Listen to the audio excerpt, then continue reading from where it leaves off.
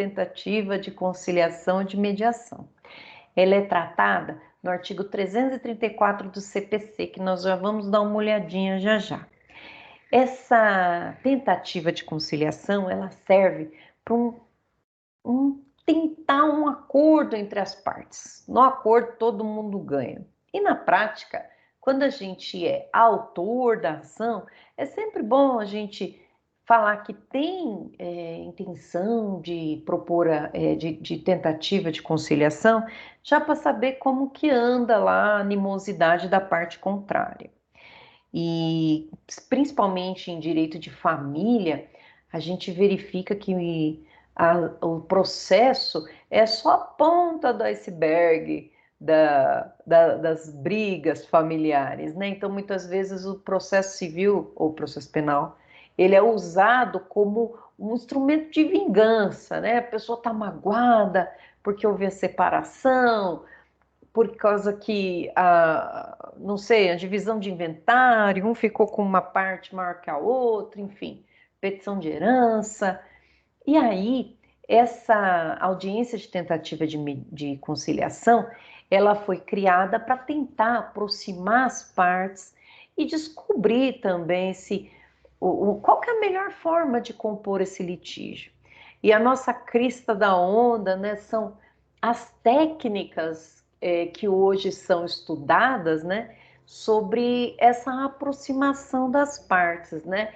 E é muito interessante esse estudo, eu gosto muito, né, as coisas que eu já li sobre isso, que elas são técnicas usadas para tentar aproximar as partes, baixar a animosidade das partes e fazer, pessoal, com que eles baixem a guarda e façam um acordo, né? Existem vários tipos de mecanismos, alguns que eu já vi que são interessantes são, né, por exemplo, uma mesa redonda para que não fique uma pessoa sentada no banco do réu e a outra sentada no banco do autor, para não dar aquela situação de defensiva no réu. A próprio estudo da linguagem corporal das pessoas, né? Pega alguém lá com o braço cruzado, sisudo, já sabe que aquela pessoa, você precisa fazer com que ela baixe essa guarda para poder conversar, né? Então, existem toda uma técnica estudada para que seja mais fácil baixar a guarda dessas pessoas e tentar uma composição, chegar num acordo. E nessa audiência de tentativa aqui de acordo, a gente não fala sobre mérito do processo. O que é isso? A gente não vai atingir quem tem razão ou não nesse processo. A gente vai buscar o seguinte: temos esse processo instaurado, o que a gente pode fazer para resolver isso hoje?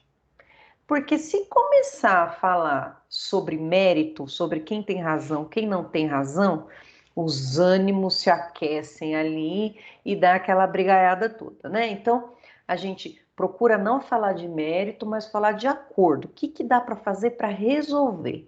Não falem de mérito aqui, porque senão, pessoal, o pessoal vai subir o ego da galera e não vai ter acordo nenhum. Se for para falar de mérito, então espera a próxima audiência, que é a audiência de instrução e julgamento, aí nesse caso vai falar de mérito e no final o juiz vai sentenciar. Aqui é o lugar para a gente tentar um acordo. Vamos ver o que eu trouxe no material aqui para nós. Olha lá.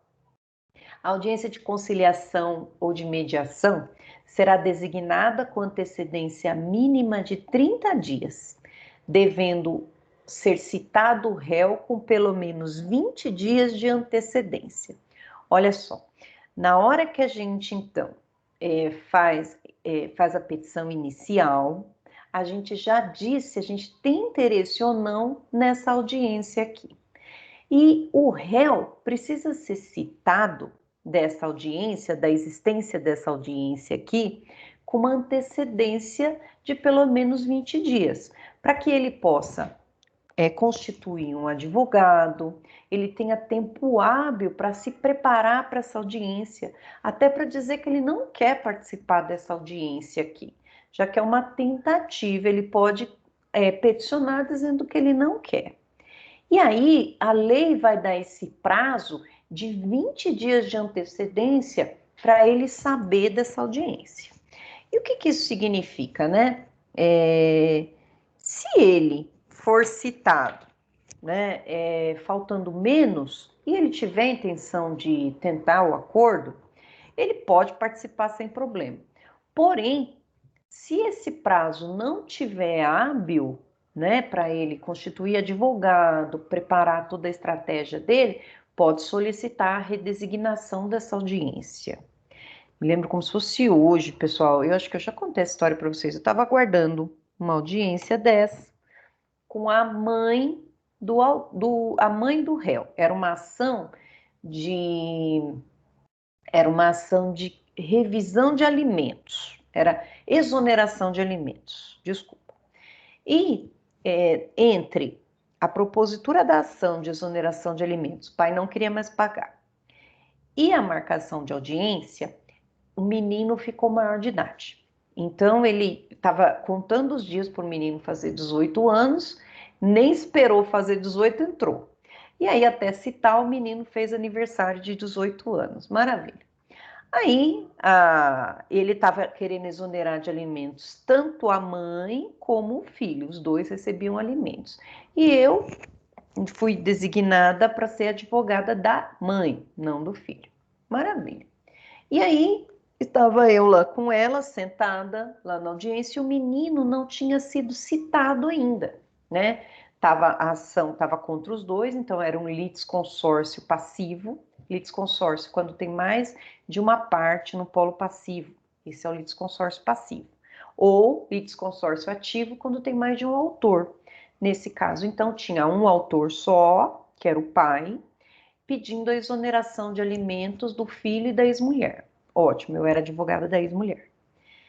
Aí o menino, que tinha feito 18 anos, tinha trazido a mãe de carro e estava lá aguardando a audiência, né? E ele não tinha sido citado ainda. Pois bem, na hora de chamarem para audiência, o oficial de justiça aproveitou o ensejo e citou o menino. E falou, olha, você pode entrar junto para a audiência, porque a audiência é sua também. Falou para o menino. E o menino olhou para mim. Aí eu falei, você fica aqui fora. E entrei. Aí o mediador, o conciliador, no caso, ele falou assim, doutora, eu tô vendo aqui que o menino foi citado. Aí o oficial de justiça, ele tá aqui fora. Pede para ele entrar. Falei, não, senhor, ele não tem advogado, ele acabou de ser citado. Ah, mas não, entra, a gente faz acordo. Falei, não, ele tem um prazo de 20 dias para ser avisado da audiência, ele não foi. Então, eu vou pedir a redesignação dessa audiência. E todo mundo ficou puto ali comigo, né? Eu meio sem entender, porque a lei dá essa prerrogativa pra gente, né? E todo mundo puto comigo. Falei, não, eu não sou advogada dele, eu sou advogada da mãe. Eu estava designada pela Defensoria Pública, mas mesmo se eu tivesse em particular, né, eu teria que ser advogada do menino também, tem um outro tipo de estratégia. Resumindo, né, redesignou a audiência, todo mundo ficou de cara feia comigo e voltamos no outro dia. E isso para lembrar o quê? Da importância de que a pessoa tem que ter um prazo hábil. Não adianta querer citar, dar conhecimento. Vamos lembrar que a gente estudou citação. É dar conhecimento para a pessoa de que existe um processo contra ela e intimar da audiência na porta da vara para entrar para audiência. Não, ele tem um prazo legal. E aí eu solicitei ali que fosse redesignada. E foi redesignada a audiência. E na outra a gente foi lá, dessa vez com mais preparo, né? O menino já estava preparado e tal. Enfim, isso aqui é para mostrar na prática como que funciona, né? Então, o juiz designa audiência, né, com antecedência mínima de 30 dias e cita com antecedência de 20 dias o réu. Então, essa é a parte. O conciliador ou mediador, que é aquela pessoa ali que vai aproximar as partes, pode tentar um acordo, né, onde houver, porque às vezes não tem, então é o próprio juiz quem faz essa tentativa, atuará necessariamente na audiência de conciliação e mediação, observando o disposto no CPC, bem como as disposições da Lei de Organização Judiciária. Já vou ler para vocês o disposto no CPC, e quando a gente fala de Lei de Organização Judiciária, significa cada Estado membro tem o seu próprio tribunal e o próprio regimento dos tribunais. Então, eles que vão decidir como que vai funcionar essas mediações ou conciliações, essas audiências de tentativa de composição, né? Poderá haver mais de uma sessão destinada à conciliação ou à mediação, não podendo exceder a 2 meses da data da realização da primeira, desde que necessária a composição das partes. A intimação do autor será feita na pessoa do seu advogado e não se realizará nas seguintes hipóteses. Então, deixa eu explicar essa parte inicial aqui. Essa audiência, pessoal, como está buscando um acordo e com isso uma economia processual, porque esse processo, né, a depender do processo, dura 10, dura 12, dura 15 anos. Então, a lei, ela vai dizer, está se encaminhando para um acordo, precisa marcar um outro dia para continuar? Ótimo, marca outro dia e continua. Porque são questões muitas vezes delicadas demais, envolvem interesse de criança, às vezes uma alienação parental, que são assuntos que devem ser tratados com delicadeza, com pessoas capacitadas. Então, se tiver que desmembrar essa audiência, está quase surgindo um acordo, pode ser, inclusive, na audiência de instrução e julgamento, que vai ser a audiência com o juiz mesmo, se não tiver acordo aqui, o juiz vai novamente tentar propor um acordo. Vejam que a política do novo direito é: vamos buscar a pacificação. É melhor as partes chegarem num acordo do que o juiz substituir a vontade das partes impondo a vontade da lei. Muito melhor, então, a gente poder escolher um pouco do que nada, né? Nós, como advogados, sempre temos que buscar essa pacificação. Uma observação importante, né, que eu, como professora, tenho que falar para vocês. Nós, como advogados, a gente fica. Os clientes vêm, vão. Então, sempre tratar o nosso colega com cordialidade, né? Não falar com, vocês vão aprender isso em ética, obviamente, mas não falar com o réu ou o autor que tem advogado. Você tem que tratar com o advogado. Nós, como advogados, não podemos ligar, isso é uma infração ética, nós não podemos ligar para o cliente do advogado, nós temos que ligar para o advogado. E aí ele entra em contato com o cliente. Podemos marcar reunião no nosso escritório, aí o advogado vai com a parte lá, a gente pode chegar num acordo e só pedir para o juiz homologar, para o juiz dar força executória nesse acordo. Ele pode ser, então, extraprocessual ou processual. Então, o que eu quero dizer com isso? O advogado que está ali na sua frente, ele é seu colega, não é seu inimigo. Então, clientes à parte, a gente depois dali sai, toma um café, toma um chopp, toma o que quiser, mas não tem aquela outra parte, não leve para o lado pessoal, né? Eu vejo muito advogado que leva para o lado pessoal os assuntos do seu cliente, depois vira cara, enfim, uma bobeira. Porque uma hora você tá como advogado do réu, outra hora do autor e por aí vai, né? Então, não do mesmo, né? Mas você encontra ali em várias situações diferentes aqueles colegas, né? Então, tratar da melhor forma possível, até para a gente conseguir todo mundo uma composição legal, né? E isso daqui é uma base para uma boa advocacia, né? Uma advocacia nobre, que é isso que nós buscamos. E essa audiência, quando ela não vai ser realizada, né? Não vai ser realizada. Opa, eu quis grifar, eu apaguei. Ctrl M, então. Em duas hipóteses.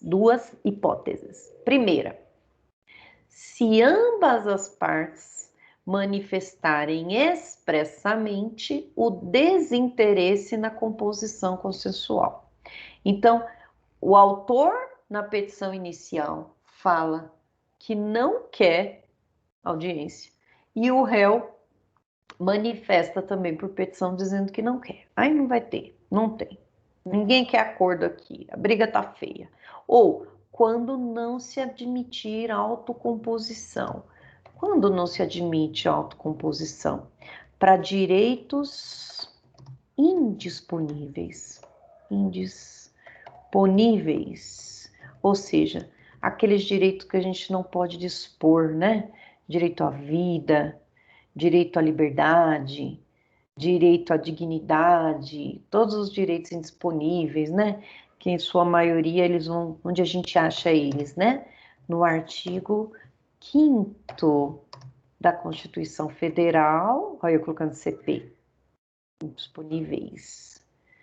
Artigo 5º da CF, da Constituição Federal, ou Constituição da República, como queiram. E aí, né? O autor deverá indicar na petição inicial seu desinteresse na autocomposição, lembrando que é um requisito essencial do artigo 319, que a gente tem que se manifestar acerca de ter audiência ou não de composição. E ao réu deverá fazê-lo por petição, apresentada com 10 dias de antecedência contada da audiência. Por que em petição, pessoal? Porque a contestação ela vai ser feita, em regra, depois dessa audiência.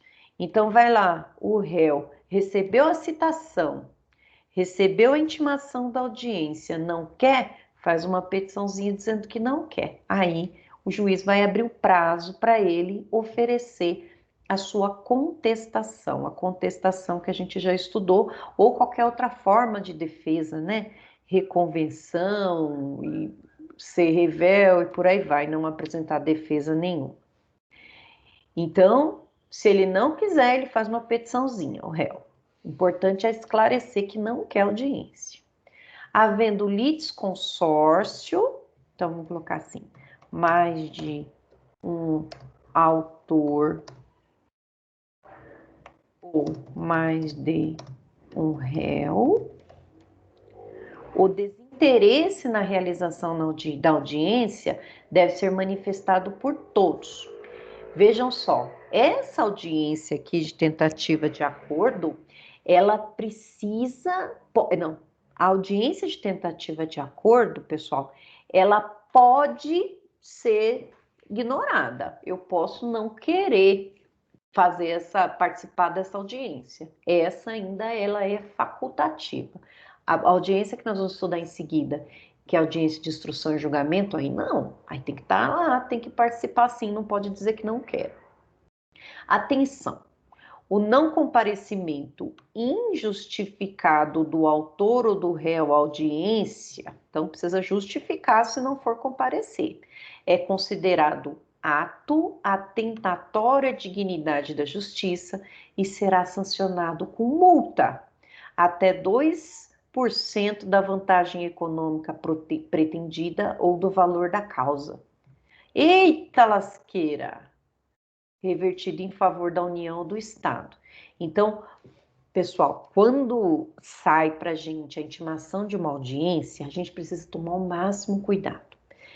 Tem que ter uma agenda bonitinho, eu sou do tempo da agenda, né? Vocês são do tempo da marcação lá no calendário do Google, sei lá, calendário eletrônico, né? Eu gosto de uma agenda, pego um carimbão, pá, coloco lá a data da audiência, porque se perder a audiência, né, tem aquele problemão, né? Se eu perder e não me justificar, o que acontece, né? Eu posso responder, posso ter uma sanção aqui de 2% do valor da causa, né? Um ato atentatório à dignidade da justiça. E ferra, precisa justificar, né? E aí esse valor vai ser revertido em favor da União ou do Estado, não vai para outra parte. Beleza. As partes tem que estar, né, acompanhada de advogado ou defensor público, podendo se fazer representar pelo advogado com procuração específica, com poderes especiais, né, com poderes especiais para negociar ou transigir. O que significa isso, né? As partes precisam comparecer na audiência, até melhor, já que as partes vão dizer se tem um interesse ou não de fazer acordo, né? Mas se alguma não quiser comparecer, se ela der uma procuração para o advogado que tenha esse poder especial para fazer acordo, para fazer transação, dar quitação, ela pode se fazer representar pelo advogado, mas na procuração tem que estar escrito esses poderes especiais.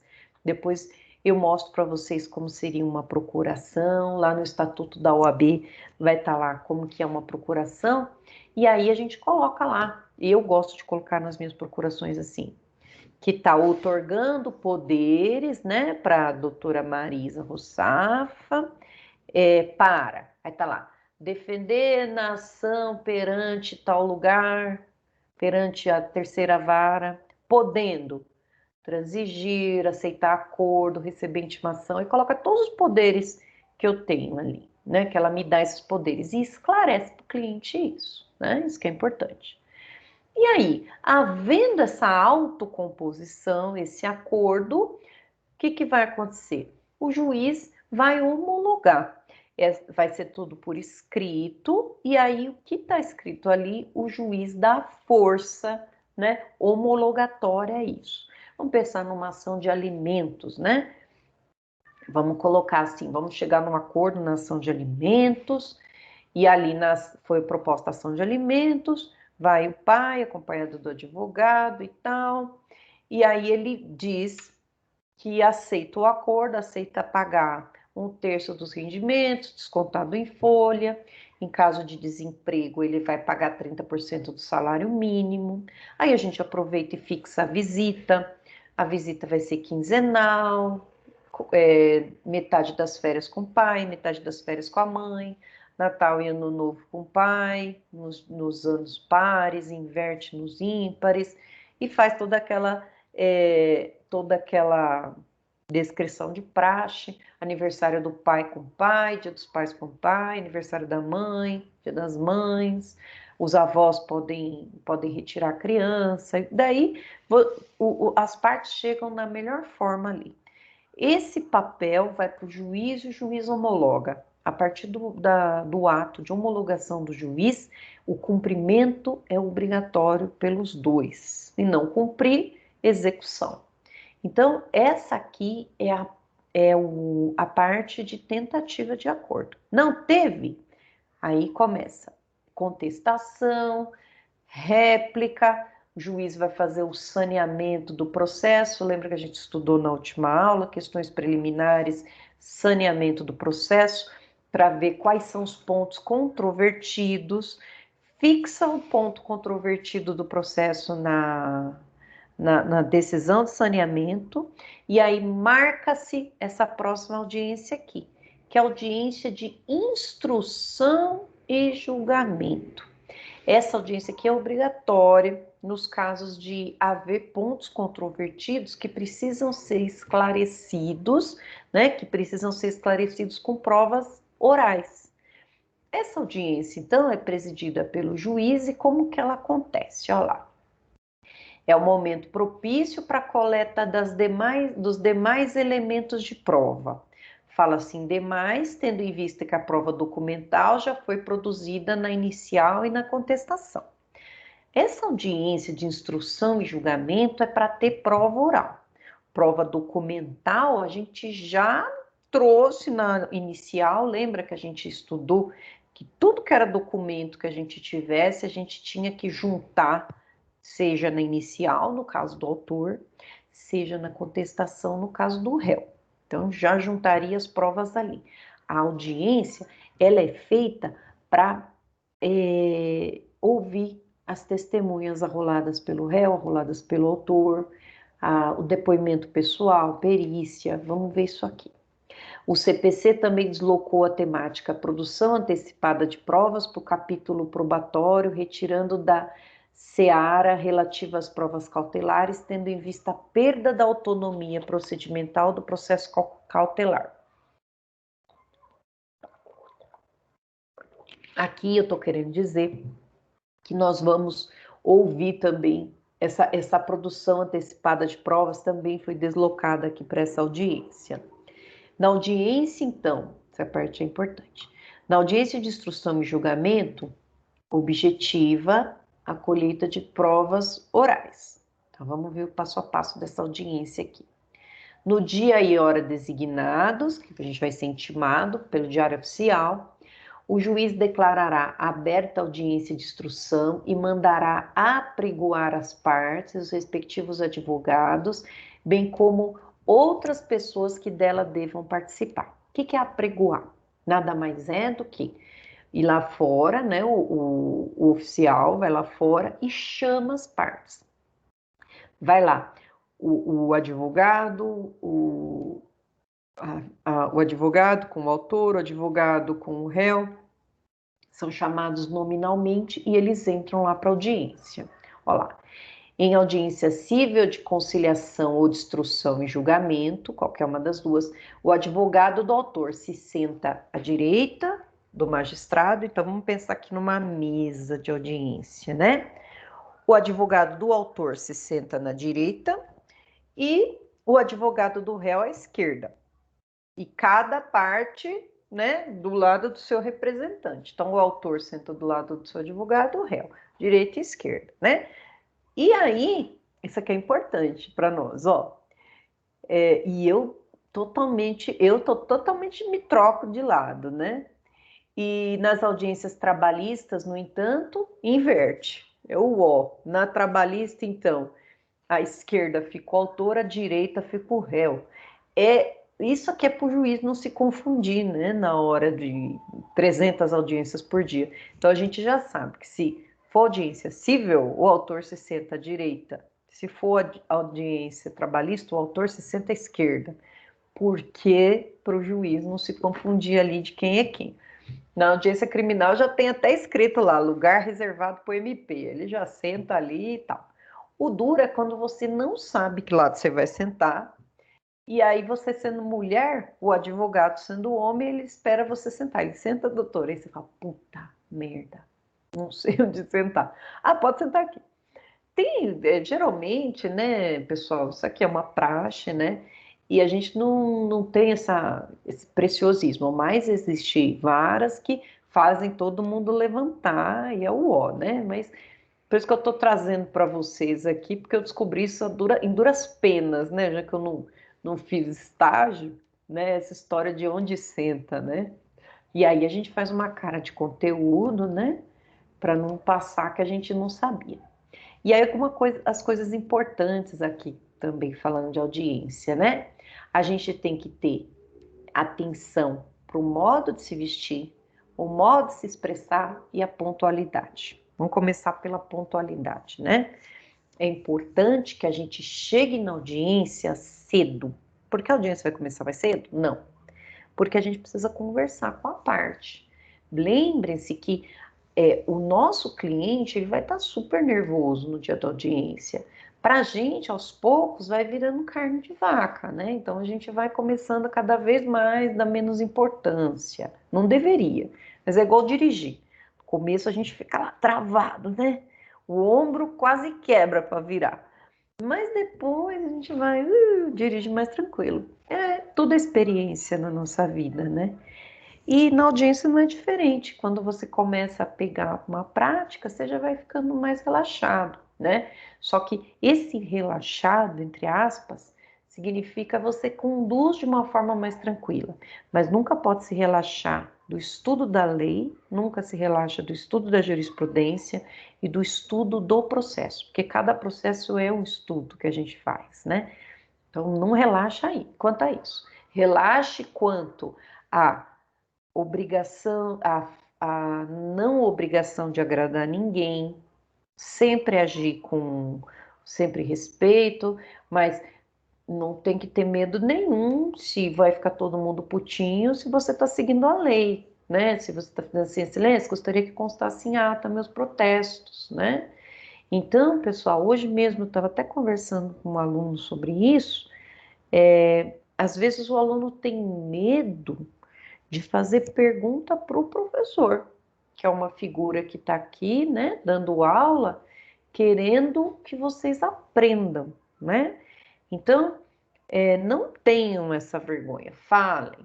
Por quê? Porque numa audiência dessa, você não pode ter vergonha de falar para o juiz que você gostaria de que constasse em ata determinada coisa. Então, se você está com medo de uma figura como professor, não digo medo, mas vergonha, né? Não sei, como vocês queiram chamar, receio. Imagina na hora de defender seu cliente. Então, começa a ter mais, como que eu posso dizer? Começa a falar mais, porque com respeito a gente entra e sai em qualquer lugar, né? E saber que você precisa defender suas prerrogativas.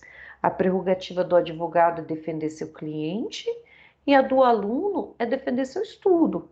Se você não entendeu, tenha certeza que você pode perguntar, mas também sabendo que é sua obrigação estudar, e se o professor também não souber na hora, ele pode deixar para a próxima aula, pesquisar melhor. Eu sou uma que não tenho vergonha nenhuma de dizer, isso daí eu não sei, vou procurar saber, a gente na próxima aula discute. Então, essas dicas são para a nossa vida, né? Não tenha medo de se expressar, e quem tem a informação tem o poder. Quando a gente chega para uma audiência sabendo do processo, sabendo do que até onde você pode ir, né? Você está lá tranquilo. E para tranquilizar essa parte que está lá, o nosso cliente, a gente tem que chegar cedo, demonstra para ele, olha, a audiência vai começar às 15, vamos combinar que a gente se encontra às 14 na frente do fórum? Vamos, aí chega às 14, começa a conversa, fala, olha, vai ser assim, assim a audiência, você fica tranquilo, qualquer coisa que você quiser falar comigo a gente conversa, quiser um espaço para falar lá fora a gente fala. Enfim, tranquilizar a pessoa. Aí vocês que vão decidirem como que vocês vão fazer, mas tem que ser pontual. Lembrem-se que se o juiz passar a sua vez ali, chegou atrasado, passou 15 minutos, não chegou, litigância ali de ato atentado à dignidade da justiça. Outra coisa, modo de se expressar. Lá no fórum, a gente trata todo mundo de senhor e senhora. Doutor, doutora, né? Doutor, o senhor, doutora, a senhora, né? Nada de tratamento coloquial, nada de tratamento que a gente possa não demonstrar o respeito, tanto pelo advogado, como pelo cliente, como para o juiz e para todo mundo que está ali, né? Vamos usar a praxe forense para a gente não ter problema nenhum nisso. Então, falar da melhor forma possível, não precisa usar juridiquês, palavras em latim, nem nada, senão fica um negócio meio pedante, né? Mas colocar a palavra, impostar a voz ali, mostrar que você está ali e mostrar uma segurança. Isso vem com o tempo, tá? Não vai ser da primeira vez que a gente vai ter essa segurança, né? E outra, vestimenta. Pessoal, como é importante a vestimenta. A nossa imagem ela repercute muito para o cliente, para o juiz, para outra parte. Então, como que funcionam as vestimentas forenses, né? Homens, terno, terno não, é paletó, terno parece que, se eu não me engano, tem o coletinho, né? Então, paletó, gravata, calça social, sapato. Não tem para onde fugir, não tem. Precisa de gravata, precisa de paletó.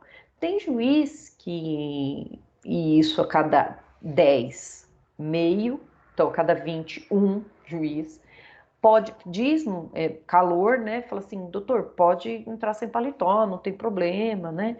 São Paulo, foro estadual, difícil ter ar-condicionado, né? Então, ele abre mão, mas isso é exceção. Tem que ir com gravata, tem que ir com paletó, terno, bonitinho. Mulheres.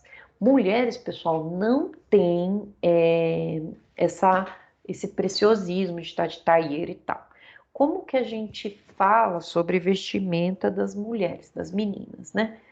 Não pode roupa decotada, de preferência sem mostrar os braços, sem mostrar os ombros, né? Blusinha, tal, fechada, decote nem pensar, saia curta nem pensar. Então, um calço social, saia no máximo 4 dedos do joelho. Ah, professor, a roupa não diz quem eu sou. Diz sim, principalmente na nossa profissão, né? Imaginem só a professora indo dar aula de top mini saia, né? Não tem nada a ver. Mesma coisa sendo advogado indo, não pode. Então, já tem um código de conduta que vai nos dizer isso, né? Precisa de sapato de salto? Não precisa de sapato de salto, mas também não pode ir de tênis, né? A sua imagem fala antes de você. Então, essas dicas aqui importantes, né? Até teve um monte de briga atualmente, uma advogada foi com uma roupa que não estava condizente, aí não deixaram entrar, a juíza fez o escarcéu. Não vamos querer nós inovarmos aqui, né? Principalmente do lado do nosso cliente que está pagando o nosso trabalho, né? Eu imagino que essa situação seja constrangedora, mas nada como a gente seguir o protocolo, né? Cores também, nada de cor extravagante, né? Aquele terno laranja da Anhanguera, né? Bonito. As meninas também com aquele terninho, enfim, cores sóbrias, vai. Isso aqui já estou falando a mais, é uma questão de gosto também. Se você gosta de uma coisa mais extravagante, tudo bem. Eu conheço um advogado super brilhante que ele gosta de um terno verde, né? Eu fico meio assim quando eu vejo, mas, né? Cada um com seu tá de roupa forense, né? Vamos lá. Continuando aqui, começou a audiência, eles chamam de instalada audiência, chama todo mundo para a sala. O juiz tentará conciliar as partes. Olha aqui, mais uma vez, o juiz tenta um acordo, tenta uma aproximação. Independente do emprego anterior de outros métodos de solução consensual de conflitos, como a mediação e a arbitragem. Isso significa, mesmo se as partes declararam expressamente que não queriam de jeito nenhum conciliação, o juiz vai tentar conciliar.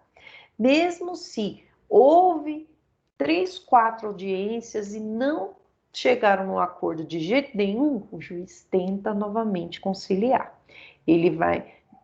Só que aqui vai ser menos forçado, né? Ele vai, assim, não é nada forçado, mas vai ser menos incisivo. As partes têm intenção de acordo, vamos tentar fazer um acordo. Ele vai pelo menos mencionar a possibilidade de fazer acordo nessa hora. Lembrando que o acordo sempre é bom. 2. O juiz exerce o poder de polícia, incumbindo-lhe. Aí aqui a gente viu a aberração que foi aquela audiência criminal da semana passada, né? Aquela aberração que foi. E o que cabe ao juiz sendo o presidente da audiência? A gente chama de, cabe a ele o poder de polícia. O que ele tem que fazer? Quais são as prerrogativas do juiz? Ele vai manter a ordem e o decoro na audiência, então ele não vai deixar ninguém levantar a voz, ninguém gritar com ninguém, ninguém humilhar ninguém, cada um falando a sua vez, não induzir perguntas, né? Ele tem essa obrigação. Depois, ordenar que se retirem da sala de audiência os que se comportarem de forma inconveniente. Olha só, não pode deixar ninguém se comportar de forma inconveniente. Primeiro o juiz adverte, se continuar, tira da sala de audiência ou derruba o inconveniente da live. Requisitar, quando necessário, força policial, chama lá, a polícia sempre está lá dentro do fórum, chama. Depois, olha aqui, tratar com urbanidade as partes, tratar com respeito e educação as partes. Os advogados, os membros do MP, da Defensoria Pública e qualquer pessoa que participe ali. O juiz, eu lembro que eu ouvi de um cliente assim uma vez, doutora, o juiz xinga? Não, o juiz não xinga. Queria saber se o juiz xingava, né? Não, o juiz não xinga, muito pelo contrário. O juiz tem que sempre elevar a audiência por um nível de maior respeito possível entre as partes. E aí ele vai registrar na ata com exatidão todos os requerimentos apresentados em audiência. Tudo então, os requerimentos das partes serão colocados em ata, já que eventuais pedidos de anulação, de nulidade, vão ter que constar em ata para a gente buscar isso no tribunal. A gente vai aprender isso em recursos.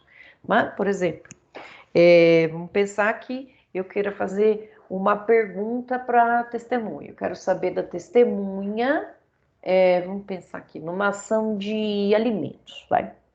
Aí o réu arrolou uma pessoa que trabalha com ele. Aí eu falo assim, Excelência, eu gostaria de saber da testemunha se ela tem o mesmo cargo e a mesma função do réu.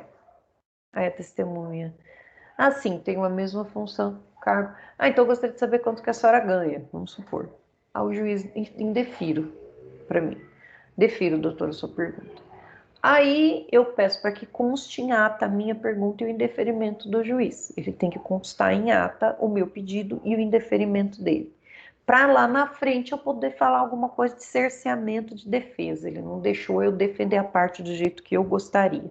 Aí o tribunal pode anular e volta a audiência para o estado onde se encontrava aquele dia. Isso aí é o terror do juiz. Então ele prefere fazer as perguntas que a gente está pedindo do que constar em ata, porque uma anulação significa trabalhar tudo de novo, o processo voltar nessa estaca aqui, né?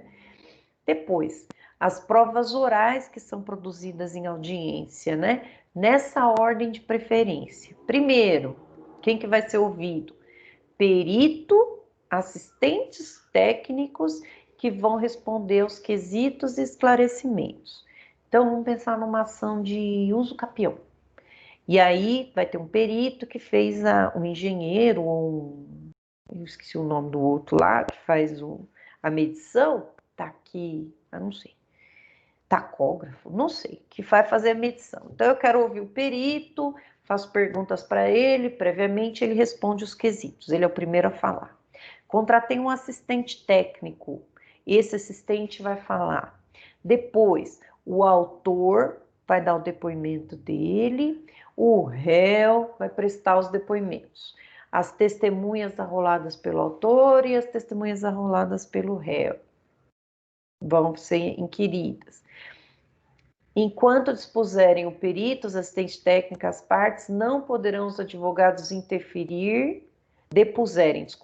Enquanto depuserem os peritos, assistente técnico, as partes, as testemunhas, não poderão os advogados do MP intervir ou apartear sem a licença do juiz. Então, a gente solicita para o juiz as perguntas e, se a gente quiser cortar em juridiquês, cortar é apartear. Requer uma parte. Aí o juiz te dá autorização ou não. E essa audiência de instrução, ela pode ser adiada, assim como a gente viu que a outra pode? Pode. Como? Se as duas partes requererem, né, não raras vezes, né, o nosso colega liga e fala assim, doutora, eu tenho 2 audiências marcadas para o mesmo horário. A senhora concorda da gente adiar essa audiência? Tranquilo, né? Não, tudo bem, vamos marcar para outro dia, né? Aí as duas partes fazem uma petição pedindo os 2 advogados para adiar a audiência, pode ser? Se não puder comparecer por motivo justificado, qualquer pessoa que deva necessariamente participar. Vamos pensar numa testemunha que seja imprescindível, mas que ela tenha alguma coisa, esteja internada, qualquer coisa na situação que ela não pode participar. A gente solicita para o juiz a tal da redesignação da audiência. Vamos pedir uma audiência para outro dia. Depois, por atraso injustificado de seu início, superior a 30 minutos do horário marcado. O que é isso, né? Vamos pensar na pauta de audiência que demorou demais para começar, e aí ninguém justificou o porquê, o advogado pode pegar o banquinho dele e ir embora, que não é filho de rapariga de ficar lá o dia inteiro, né? Mas geralmente eles justificam, né? Falam que foi alguma coisa que a pauta piorou ali, né? Mas que o advogado ele tem esse direito de ir embora. O impedimento deverá ser comprovado até a abertura da audiência, não sendo o juiz procederá à instrução. Então, até a abertura da audiência, a gente precisa, então, fazer essas requisições. O juiz poderá dispensar a produção de provas requeridas pelas partes cujo advogado ou defensor público não tenha comparecido à audiência. Olha só, gente. Deixar de exercer a prova porque não foi para audiência. Aí é ruim, hein? Quem deu causa ao adiamento responderá pelas despesas. Havendo antecipação ou adiamento, o juiz de ofício a requerimento da parte vai determinar a intimação dos advogados ou da sociedade para a ciência da nova data. A gente vai ser avisado, se tiver, né, vamos pensar, não consigo que tal pessoa vá aquele dia, peço redesignação, o juiz autoriza, e aí todo mundo vai ser intimado dessa nova data. Isso que quis dizer aqui o textinho. Terminada essa instrução, que nós vamos estudar quais são os tipos de prova, então não se preocupem. Terminada essa oitiva dessas pessoas, o juiz vai dar a palavra ao advogado do autor, ao advogado do réu, bem como ao membro do Ministério Público, se ele intervir no processo, e pelo prazo de 20 minutos sucessivos, cada um pode ser prorrogável por mais 10 minutos, vai ter a apresentação das razões finais orais, defesa oral final, né? Então, o que acontece aqui? O que a gente precisa fazer nas audiências? Lembra aquela sentença, aquela decisão, desculpa, não é sentença, de saneamento que a gente tratou na aula retrasada, não na passada? Que eu disse para vocês que ali vai fixar os pontos controvertidos. Quais pontos que dependiam de prova ainda, né? Que ainda não, o juiz não esclareceu quem tinha razão. Então, a gente como advogado anota ou leva a xerox dessa decisão e daí, na hora da oitiva das testemunhas, da perícia, do depoimento das partes, a gente vai tentar solucionar esses pontos controvertidos. Por exemplo, está controvertida aqui a data da aquisição do imóvel. Então, a gente vai fazer pergunta dessa data para todo mundo. Né? Quem conseguir dizer a data lá, o ponto não está mais controverso. Então, é para isso que serve a audiência, para esclarecer esses pontos que estavam passíveis ainda de prova. Então, eu com esse papel na mão, na hora que vem essa alegação final, essas razões finais, a gente faz umas alegações finais de modo a dizer o que a gente conseguiu provar dos pontos que estavam incontroversos, agora não estão mais controversos, incontroversos, agora a gente tem certeza daquilo. A gente vai demonstrar para o juiz nas alegações finais que o que faltava provar já está provado. Traz a sardinha para o seu cliente, né? A testemunha X comprovou o alegado que estava controverso. Tal. E aí, na prática, pessoal, essas alegações finais aqui, orais, a gente leva um pendrive, né, para as audiências, ou a gente faz de forma já semi-pronta, só arruma ali, ou então a gente pede para que seja feita por memoriais escritos. O certo é que a audiência seja una. O que é isso? Inicie com a tentativa de conciliação, ouça todo mundo e depois haja. Essas alegações finais orais de todo mundo e o juiz sentencie. Mas raras vezes, né, que se consegue tudo isso. A gente pode pedir, né, que seja feita por escrito, ou se alguma parte faltou na hora, a audiência vai ser cindida em duas, e aí vai marcar uma próxima audiência. Olha lá, havendo litisconsorte ou terceiro interveniente, o prazo se formará com a prorrogação de um só todo, dividir-se-á do mesmo grupo não convencionado de modo diverso. Então, o juiz vai prorrogar se tiver mais de uma pessoa para falar, vai misturar os horários ali, mas geralmente ele manda ser memorial escrito. Olha só aqui. Quando a causa apresentar questões complexas de fato ou de direito, o debate oral poderá, não está falando que é regra, tá? Isso aqui é faculdade do juiz. Oh, meu Deus.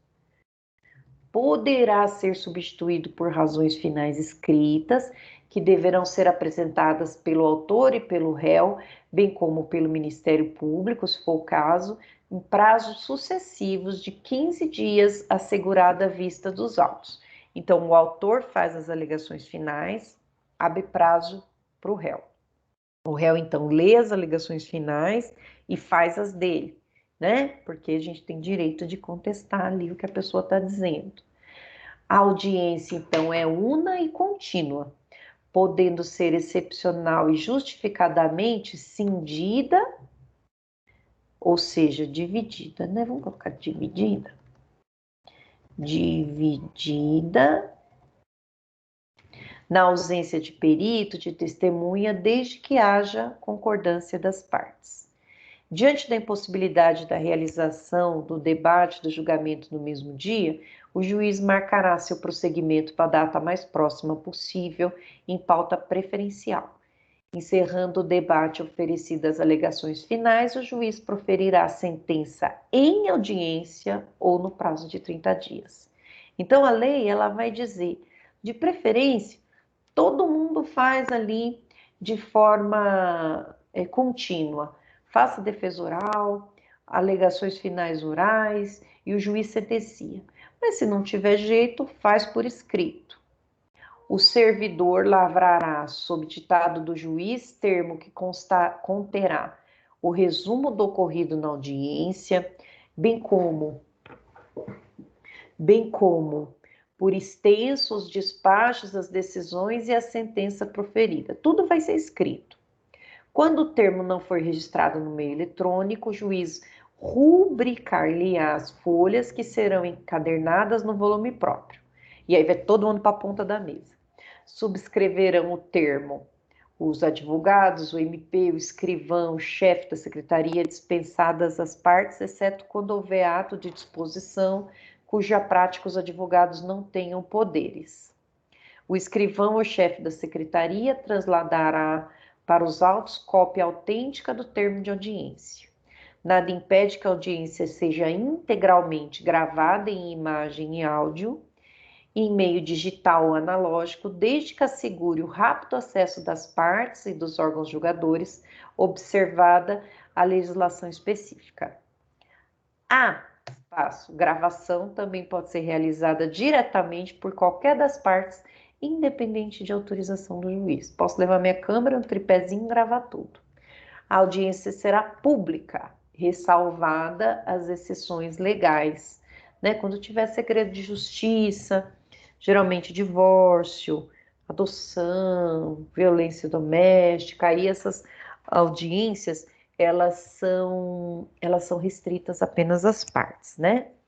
Então, minha gente, a audiência aqui nada mais é do que um ato realizado para as pessoas serem ouvidas. Por isso que a gente chama de audiência, uma coisa que a gente vai ouvir, né? E essas audiências, elas são públicas. Porém, o juiz, como presidente da sessão, ele vai controlar quem participa, quem não participa, não vai deixar lotar. Nós aqui na faculdade, se não me engano, a partir do 8º ou 9º semestre, acho que 8º, a gente convoca vocês para que vocês vão até o fórum e assistam audiências, participem de audiências públicas, façam um relatóriozinho, peçam para o juiz assinar. Isso é para vocês terem vivência de audiência, né? De ver como que o ato funciona na prática, né? É legal, é interessante por isso. Eu gosto, assim, para mim não tem muita relevância se como que foi a audiência, qual foi o rito da audiência. Eu gosto que vocês participem do ato para que vocês vejam aquilo acontecendo na prática, né? A gente vai encontrar tudo que é tipo de advogado, tudo que é tipo de juiz, de audiência, né? A gente vai encontrar audiência que a gente senta, aí as partes sentam e já levantam logo em seguida, a gente não sabe o que aconteceu ali, né? E aí o pessoal, os alunos ficam todos com cara de interrogação e ninguém explica nada. Aí não tem nem o que colocar no papel. Paciência, espera a próxima. A gente encontra também juízes, advogados, promotores super acessíveis, que explicam para a gente o que, que acontece. Me lembro, na minha época de faculdade, que a gente foi lá no Fórum da Barra Funda, porque lá na Barra Funda, no criminal, a gente conseguia no mesmo dia fazer todas as audiências, já que a gente tinha que fazer acho que umas 6 e eu não podia ficar saindo do trabalho, né? E aí a gente pegou tudo que era tipo de juiz. Teve um juiz que me marcou muito. A gente sentou, ele autorizou que a gente assistisse, tem que pedir, né? Aí ele terminando a audiência e a gente não tinha entendido nada, só o boa tarde que eu entendi. Eu não entendi nada. Aí o juiz chamou todo mundo, acho que tava 3 amigas e eu da sala, 4 pessoas. E aí ele pediu pra gente sentar à mesa e ele falou: o que vocês entenderam da audiência? Aí uma olhou para a outra assim, já com medo do juiz, né? Ah, Zelensky não entendeu nada. Ele explicou para a gente, explicou quais são os atos, quem que era o advogado da parte, quem que era do outro. Foi muito legal, a gente ficou muito feliz. E no final ainda ele foi tão legal que ele ditou o que a gente ia pôr no relatório. Eu saí de lá toda feliz, toda contente, né?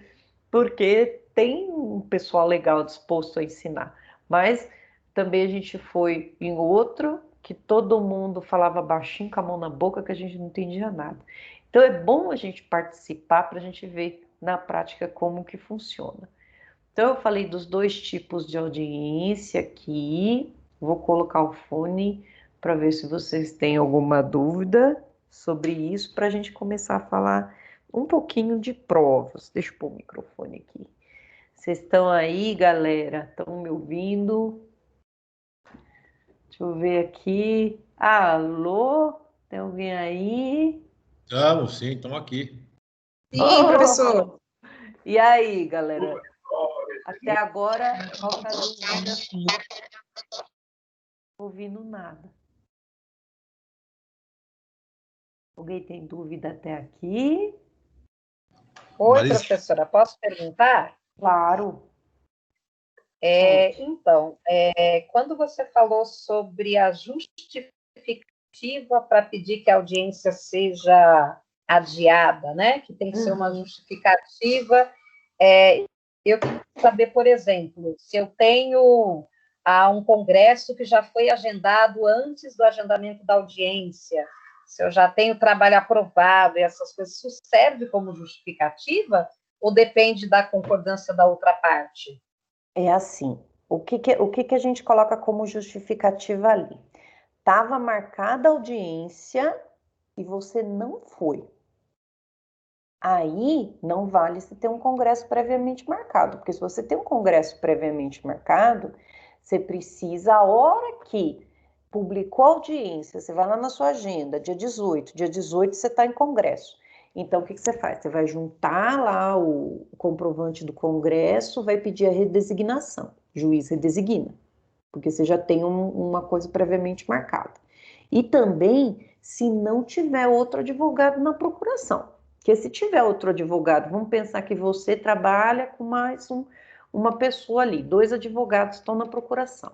Se tiver mais um, o juiz não vai redesignar, ele vai mandar que o outro advogado faça audiência. Essa justificativa que eu mencionei de ter que ter um motivo justo para a audiência não ser realizada no dia, um carro quebrou, foi guinchado, teve um piriri, desmaiou na rua, qualquer coisa de acidente, qualquer coisa que te aconteceu que te impediu de ir para a audiência sem avisar previamente, entendeu?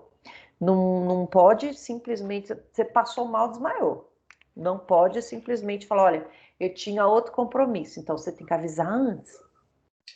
Entendi, mas isso é só na condição de advogado, porque eu já passei por uma Qualquer um, saia justa qualquer na um, condição de cliente. qualquer um. Qualquer um que não puder comparecer, mas é o advogado quem avisa antes, né? É o advogado quem leva, quem tem a capacidade postulatória, é o advogado quem avisa. Então, o cliente não foi porque a mãe morreu. Deus o livre, né? Mas olha o exemplo. Junta a certidão de óbito, justifica. Ou a testemunha não foi, o advogado que faz isso, tá? Então, qualquer pessoa que não puder ir, precisa justificar. E se for uma testemunha, você pode até dispensar se essa testemunha não foi imprescindível para você. Entendeu? Sim, entendi. Obrigada, professor. Marisa. Oi, Marcelo. Fala, Marcelo. Você tá falando negócio de gravar a audiência, você chegou, não sei se você chegou até ter ciência que uma semana atrás aí, que uma advogada lá no Fora da Barra Funda deixou o celular dentro da bolsa gravando a audiência, e teve um momento da audiência que a juíza pediu para eles foram no corredor para conversar com os réus lá, enfim, e ficou gravando o celular dela, né, o áudio.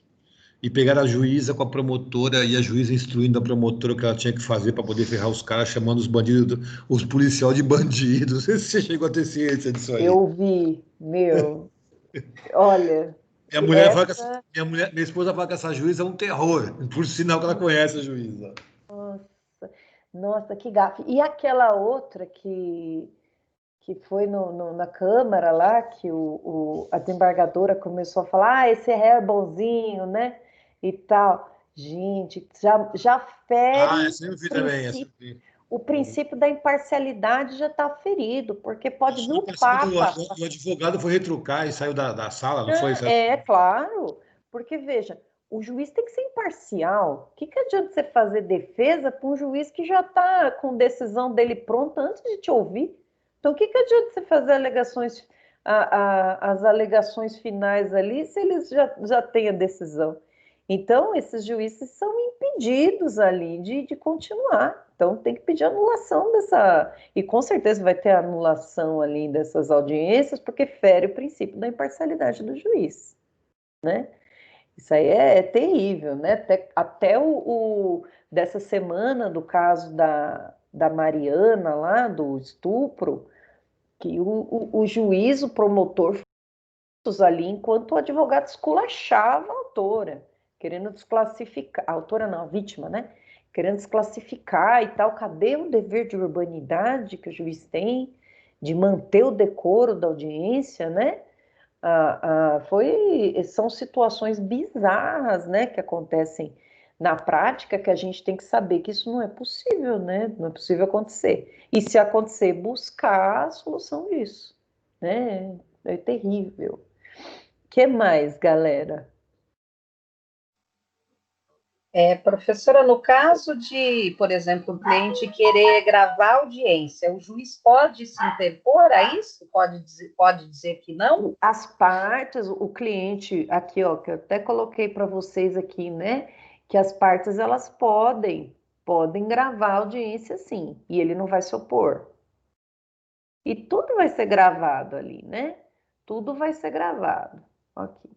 E não sei porque a advogada deixou o celular na bolsa, né? Se ela tivesse deixado em cima da mesa num tripé, não iam falar besteira, né? Essa de deixar na bolsa é nova. Aqui, ó. Aqui, nada impede que seja integralmente gravado em áudio. A gravação também pode ser realizada diretamente por qualquer das partes, independentemente de autorização do juiz. Está na lei isso. Então, a resposta é não, não pode se opor. Se opuser, a gente coloca em ata, pede para escrever em ata isso. O que mais, meninos? Posso continuar aqui? Oi, professora, eu só tenho uma perguntinha. Na verdade, são duas, né? Quem que é? É o João. É o João, eu. João. Então, é sobre a audiência de conciliação. Ela só não vai ocorrer se todas as partes não quiserem quando a causa não admitir conciliação, certo? Certo. E quanto aos prazos para contestação, Como fica no caso se não quiser? Não Ou quer. não Vou lá, admitir? o que vai acontecer? Se for o autor, né? O autor não quer conciliação. O juiz vai intimar, então, o réu, perguntando se ele vai querer audiência. Se o réu manifestar que não, o juiz abre prazo para que ele vai intimar para que ele ofereça a contestação no prazo de 15 dias úteis. Se o autor quiser conciliação e o réu não quiser, o réu tem que ir até a audiência, lá ele não aceita, e a partir dessa data, abre-se o prazo de 15 dias para ele contestar. Entendeu? Ah, tá, obrigado. Imagina. Você falou que eram 2 perguntas. Não, essa mesmo, é que a primeira foi um pouco mais afirmativa, então não pareceu muito uma pergunta. Tá bom. O que mais, galera? E essa minha vozinha de locutor de rádio AM, rouca. Não tô tossindo. Vamos continuar, então. Vamos continuar. Mais ninguém. Ai, que susto. Caiu alguma coisa aqui, gente. Me assusta. O Nino tá muito quietinho. O que mais? A Verônica tá quietinha. Tá todo mundo quietinho, Deve né? ter ligado o computador e vazado. Marcelo, me respeite. A gente tá prestando atenção, não é, Verônica? A gente só tá compreendendo tudo, sempre não sou tá surgindo quietinha. dúvida.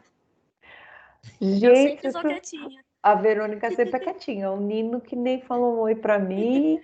Ele tá aqui em Nova York comigo, só que a gente tá em hotel diferente. Ele tá no classe A e eu tô no classe D aqui. Ah, eu sempre quis vir aqui conhecer a Times Square. Aí fiquei num hotel aqui do lado, na Quinta Avenida. Ai, que chique! Depois vá comigo na Gucci. Você caiu hoje ainda? Ah, hoje não vai dar. Deixa eu ver, aqui Tô tem o esperando fuso ver aqui se o meu horário. Biden sobe, se o meu Biden desce, né? Ai, Mas a não gente Cuidado. sai sim, a gente pode até fazer uma manifestaçãozinha. pode. Vai ter tarado, hein? Quem tem que se Ah, preocupar então sou eu, né, Marcelo? nossa, gente, sem briga. Exatamente. Sem briga, gente. Eu sei que vocês são bons de bolso. Vamos continuar aqui, vamos continuar aqui. Eu pretendo continuar nossa aula sem vocês ficarem brigando. O que mais, galera? Vamos continuar. Então, maravilha. Quanto à vestimenta, quanto à conversa, tudo bem. Vamos voltar aqui. E eu detesto que gravem audiência, porque depois para eu escutar, gente, ai, eu tenho uma voz muito caipira, misericórdia. Ninguém me fala isso, mas olha, preciso de uma fono urgente, porque misericórdia. Não digam que sim, tá, pessoal? As provas eu posso ficar muito chateada se vocês disserem que sim. Tem que falar assim, não, professora. Vamos então vamos falar um pouquinho sobre provas. Olá. Sobre provas, pessoal. A prova é definida como instrumento jurídico processual que tem por objetivo formar a convicção do julgador acerca dos fatos da causa. Em direito não basta alegar. Aquele que alega tem a tarefa de demonstrar a verdade das suas alegações. Nesse contexto, surge prova como instrumento que procura convencer o juiz do modo como as coisas ocorreram. Então, não adianta nada você alegar e não provar, né? Então, além de alegar, tenho que provar. Qual é o objeto da prova? A prova tem por objeto os fatos, né? O que é fato? Lembra quando a gente fez petição e na aula passada a gente fez petição, se eu não me engano, né? Acho que foi com vocês que eu fiz uma petiçãozinha. Foi, eu lembro do Marcelo, aí o Nino faltou. E aí nós fizemos uma petição e dividimos nossa petição em dos fatos, do direito e do pedido. Essa parte dos fatos, pessoal, nada mais é do que a historinha que nós estamos... Ah, minha filha tá aqui. Essa historinha que nós contamos, né? O que aconteceu para que houvesse essa lide? Então, nós vamos falar sobre o acidente de carro, vamos falar sobre o inventário, vamos tratar ali. Isso que nós estamos colocando nos fatos, nós temos que provar. O que está no direito, aí em regra nós não provamos, porque o juiz, ele precisa saber o direito. Então, iuris dictum, a jurisdição vem de iuris dictum, dizer o direito. É o juiz quem traz o direito para a gente só tem que provar os fatos, né? A gente não precisa provar que a legislação está vigente, vamos ver uma exceção aqui. Então, ó, tudo que eu falar, eu preciso provar. Então, o que é isso? É o ônus da prova. Quem tem o ônus de provar? Quem tem o dever de provar? Quem alega. Se eu estou dizendo que eu parei no farol vermelho e alguém bateu na minha traseira, eu tenho que provar ali isso, que eu estava no farol vermelho. E aí, as provas, a parte do fato tem que ser provada. Mas não são todos os fatos que necessitam ser provados, apenas os controvertidos. Ou seja, aquelas afirmações que as partes divergem. Então, havendo divergência, esses fatos têm que ser provados. Lembrem da decisão de saneamento, que o juiz fixa os pontos que têm controvérsias. Esses pontos têm que ser provados. Considerando que apenas os fatos controvertidos são merecedores de provas, o legislador determinou que não precisa de prova. Qual que não precisa de prova? Fatos incontroversos. Quais são esses? Que está pacífico. Afirmado por uma parte e confessado pela outra. Fatos incontroversos são aqueles que não foram rebatidos pelo réu na contestação. Gente, lembra que eu falei para vocês do ônus da contestação especificada? Tudo que foi dito na inicial, nós temos que contradizer, rebater na contestação, porque senão fica incontroverso, ou seja, a gente aceitou o que o autor disse da gente, né? Então tem que rebater ponto por ponto. Aqui ele está lembrando isso novamente. Os fatos confessados são aqueles admitidos pela parte... a mesma eu odeio. Quando presta seu depoimento pessoal. Ou seja, a parte confessou aquilo, então não preciso mais provar, né? Já confessou, não preciso provar mais nada. E os notórios são aqueles cujos quais não param dúvidas por serem conhecidos de todos, né? Por exemplo, não paira dúvida que São Paulo é a capital do estado, quem que é o atual governador, que teve determinado acidente de grandes proporções, caiu o prédio. Fatos notórios, todo mundo sabe, não precisa ser provado, né? Vou trazer 3 testemunhas para provar quem que é o presidente. Não precisa, é um fato notório. Então, esses aqui não precisam ser provados. Ó, aí eu coloquei até aqui, ó, notórios, aqueles em cujo favor milita a presunção legal de existência ou veracidade. Fatos em cujo favor milita a presunção legal de existência ou veracidade são aqueles os quais a lei afirma como existentes.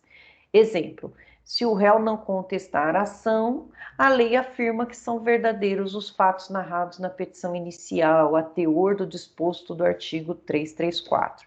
Prestem atenção, ó. Se o réu não contestar a ação, seja ela no todo ou em parte. Se ele simplesmente pular a alegação do autor, o fato vira incontroverso. Então, por isso que eu falo, rebatam tudo que está escrito na inicial. A sua contestação tem que ter pelo menos o dobro do tamanho dos fatos da inicial para você ter rebatido tudo ali. Presta atenção nisso. É necessário que se provem apenas os fatos.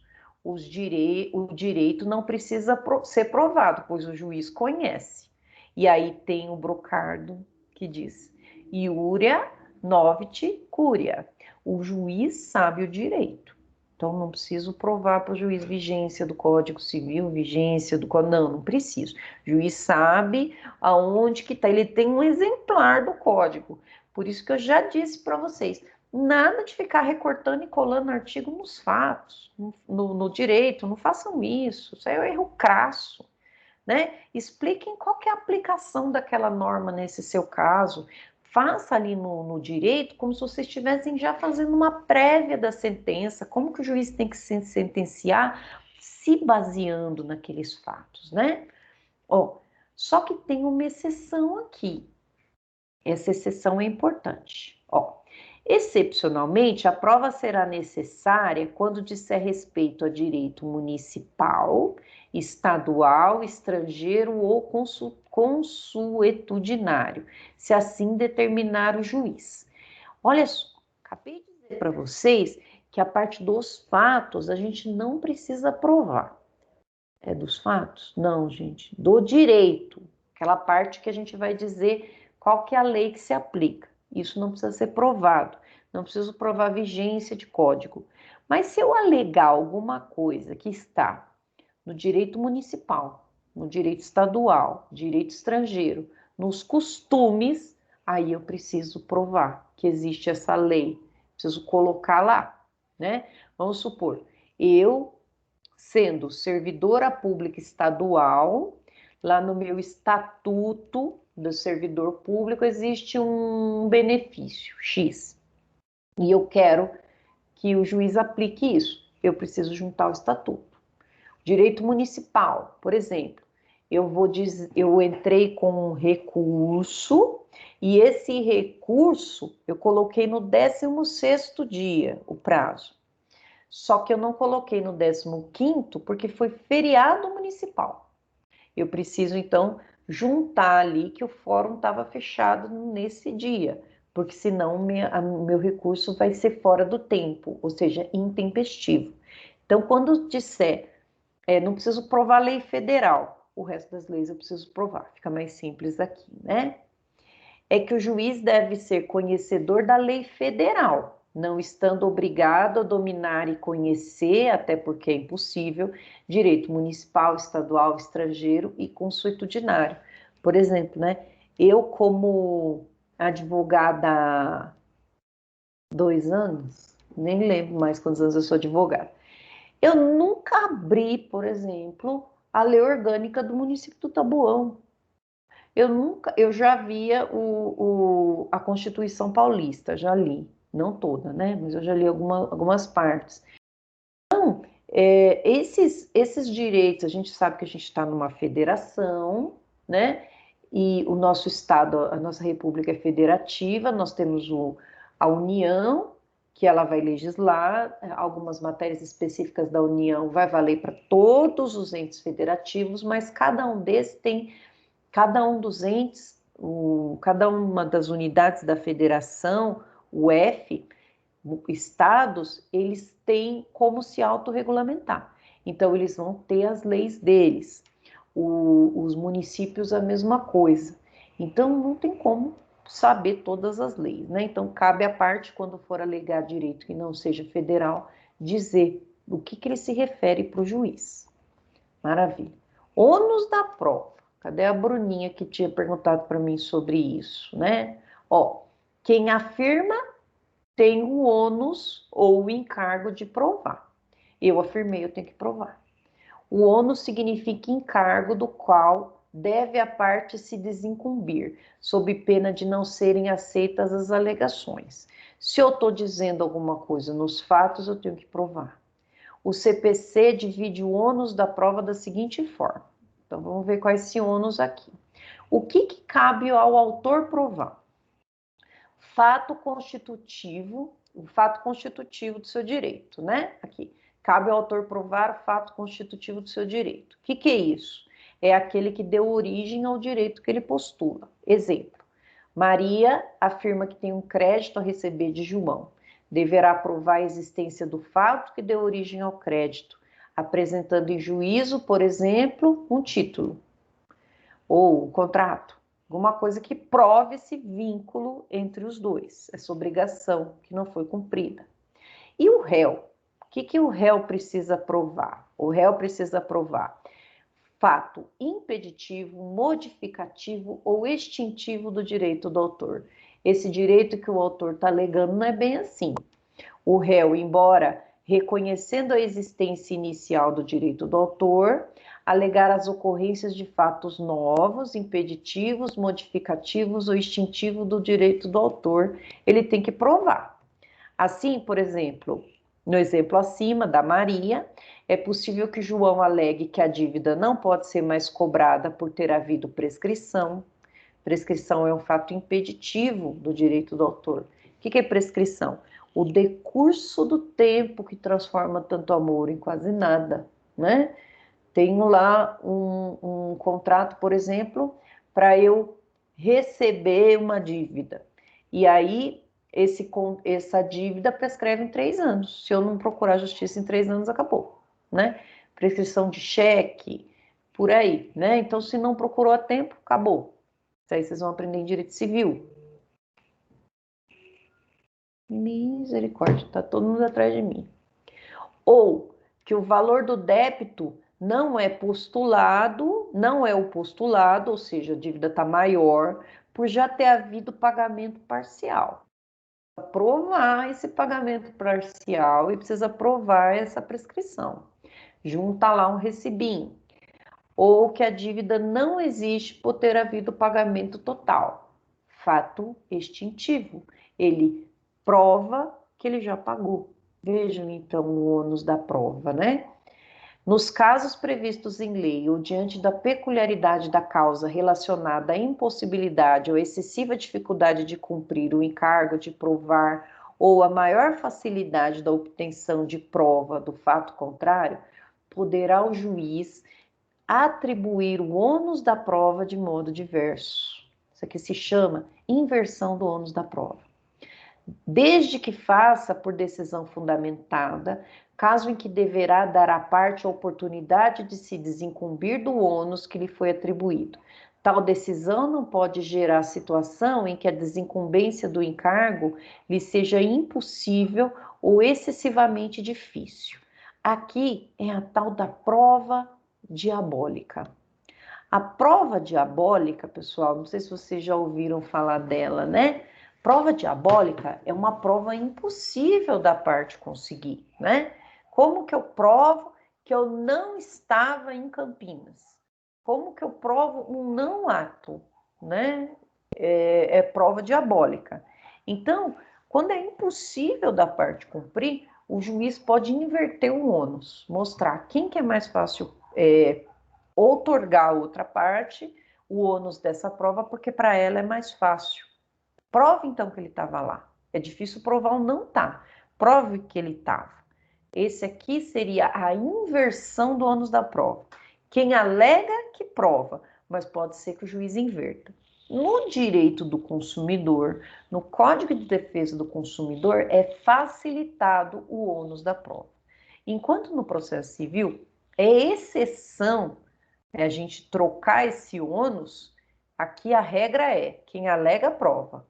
No Código de Defesa do Consumidor, nós temos uma facilidade, já que a gente está tratando de pessoas vulneráveis, né?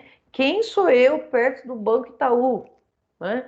Então, nesse caso, havendo uma prova dificultosa, o juiz inverte o ônus da prova, né? Se você está alegando que você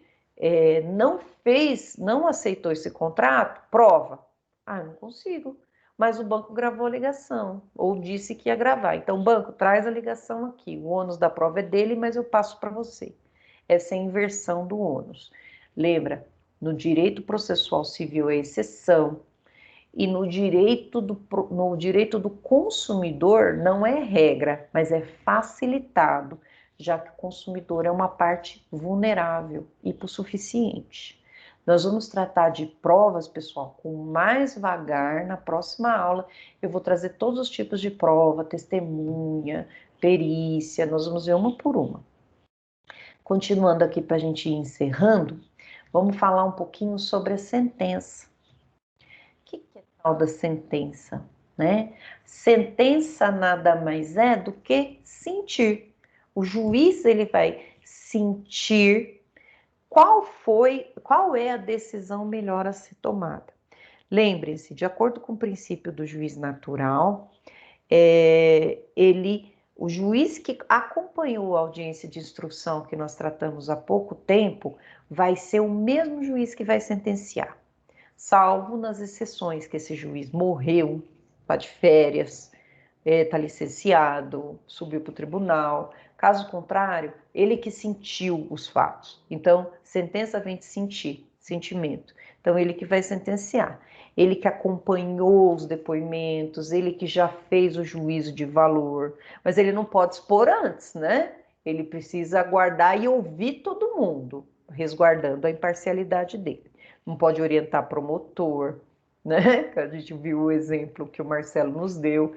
O juiz, ele é imparcial, ele não é parte, né?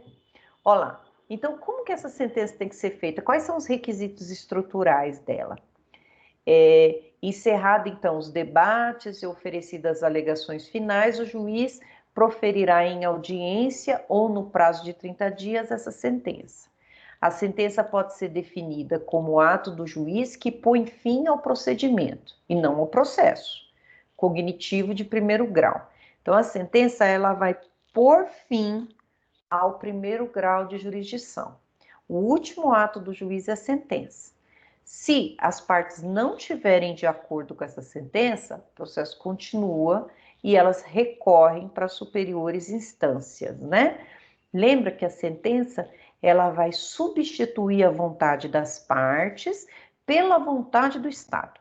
Por isso, na pessoa do juiz. O que o juiz acha melhor, ele vai colocar ali. Por isso que é melhor um acordo, pelo menos ter um pouquinho da sua vontade ali, né? E como que é a estrutura dessa sentença? Como que ela é formada? Ela é formada de 3 requisitos estruturais: relatório, fundamento e o dispositivo. Olha lá. Olha lá, o relatório. Relatório, aqui o juiz vai fazer um resumo dos principais atos do processo, né? Olha lá, é o compartimento da sentença que visa demonstrar obediência procedimental às regras do processo legal. Aqui o juiz está tentando se livrar de uma nulidade. Ele conterá os nomes das partes, identificação do caso, com a com o resumo, né, do pedido e da contestação. O registro das principais ocorrências havidas no andamento do processo. Vai dizer que todo mundo teve acesso, tudo que foi pedido foi analisado. Ele vai fazer esse relatório aqui para demonstrar que o processo civil foi seguido à risca, para evitar qualquer tipo de anulação. Tentar evitar, né? Os fundamentos, esse é o coração da sentença. É a exposição das razões do convencimento do julgador.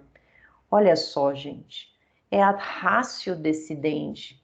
As razões do convencimento, elas são o seguinte: o juiz, sempre que for decidir, ele precisa fundamentar. Está lá na Constituição. As decisões, elas têm que ser fundamentadas. Por quê? Porque é desse fundamento que as partes irão recorrer se elas não estiverem satisfeitas, né? A razão de decidir. O único que não fundamenta, o único juiz que não fundamenta é o juiz lá do júri, do tribunal do júri. Por isso que o plenário do tribunal do júri, ele é cercado de outros requisitos, né? Quem vai montar a sentença, quem vai fazer a sentença vai ser o juiz presidente, juiz togado de carreira. Mas quem vai votar sim ou não para os quesitos vai ser o jurado. E o jurado não precisa fundamentar. É o livre convencimento do jurado. Então, por isso que não pode ter nulidade lá no processo, senão cai tudo por terra. Aqui nos fundamentos do juiz, a gente chama de livre convencimento motivado. Ele se convence das provas que ele quiser, mas ele precisa motivar, né? Por falar em provas, ontem eu ouvi o Datena falar uma besteira, né? Foi ontem? Não, foi o dia que eu tava doente. Aí eu fui assistir da Atena para ver se eu melhoro. E ele falou que a rainha das provas, a prova mais importante que tem é a pericial. Eu não sei de onde ele tirou isso, né? Porque o juiz, ele pode fundamentar a sentença dele em qualquer prova, desde que ele fundamente. Não existe hierarquia entre as provas, não existe. Nem no processo penal, nem no processo civil, não tem hierarquia. Eu lembro que quando eu ouvia isso na faculdade, eu lembro que o professor de processo penal, ele falava que a rainha das provas era a confissão e a prostituta das provas era a testemunha. Terrível ele, né? Fazer esse ar pejorativo, mas ele estava falando a maior besteira. Ele estava baseado na Constituição de 1900 e nada, porque desde a Constituição de 88 não existe mais esse tipo de hierarquia de provas, graças ao livre convencimento motivado do julgador. Até porque a pessoa pode confessar um crime e ser absolvida se as outras provas estiverem contradizendo o que ele expôs, né? Então vamos lá, essa parte eu fiquei brava de ouvir lá o homem falando que é rainha de prova. Para. Então, o Meu antigo fundamento professor falava a mesma coisa. não pode, gente. Não me fala quem são o antigo professor, por favor. Não gosto de polêmica. Gosto. Mas não, gente, não existe. Não existe hierarquia de provas, tá bom? O juiz, ele vai se fundamentar nas provas que estão no processo. Ele que vai dar o peso. Professora, Pode falar. mas o juiz pode, por exemplo, questionar uma perícia? Tipo assim, a perícia é a perícia, né? Já disse assim, olha, aconteceu isso. O juiz pode simplesmente não levar em consideração essa perícia. Ó, É livre convencimento motivado. Ele pode não levar em consideração. Mas assim, né, em regra é uma prova científica, por exemplo, um DNA é irrefutável, né? Porém, eu não posso dizer que uma perícia vincula o juiz, porque o juiz não é vinculado a nada. O juiz pode o promotor pedir absolvição e o juiz condenar. Entender que não é caso de absolvição. Entendeu? Então, é raro o caso que o juiz pode ir contra uma perícia, mas ele pode sim, pode ir contra uma perícia. Não existe hierarquia. É livre convencimento motivado. Pode ser que lá no tribunal reforme? Pode. Mas aqui o juiz não está preso a nenhuma prova. Tá? Quero que vocês entendam isso. Eu, uma vez, quase caí de costa, que eu estava toda feliz que o promotor pediu absolvição. E eu falei, rapaz, se ele pedir absolvição, o juiz vai dar. Fui e falei que o promotor estava certíssimo. O juiz condenou.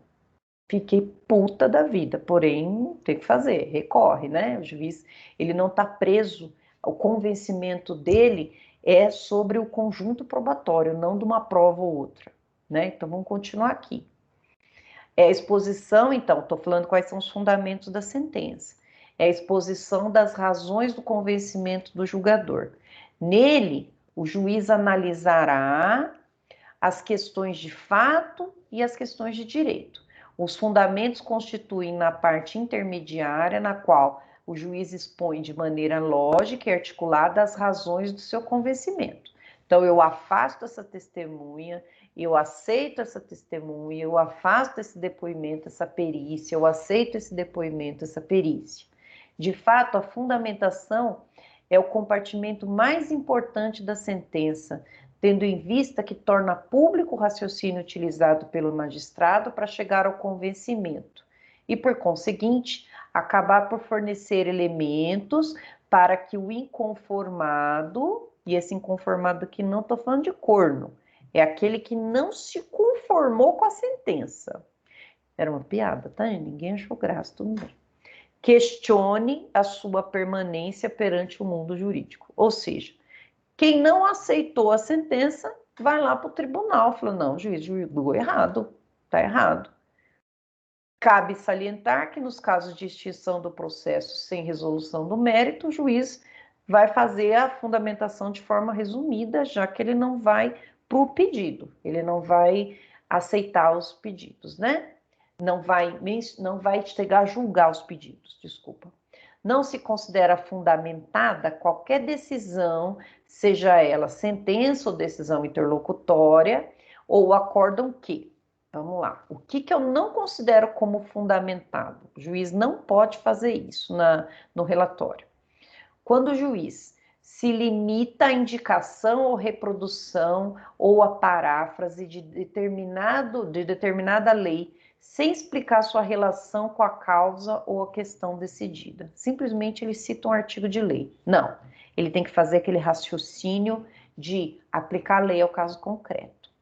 Empregar conceitos jurídicos indeterminados, sem explicar o motivo concreto da incidência no caso. Ou então, sem justa causa houve. O que é sem justa causa? Né? Ele não pode empregar conceitos indeterminados do juiz, a sentença tem que ser clara. Invocar motivos que se prestariam a justificar qualquer outra decisão. O que é isso? Eu nem entendi. Invocar motivos que se prestariam a justificar qualquer outra decisão. Não entendi. Não enfrentar,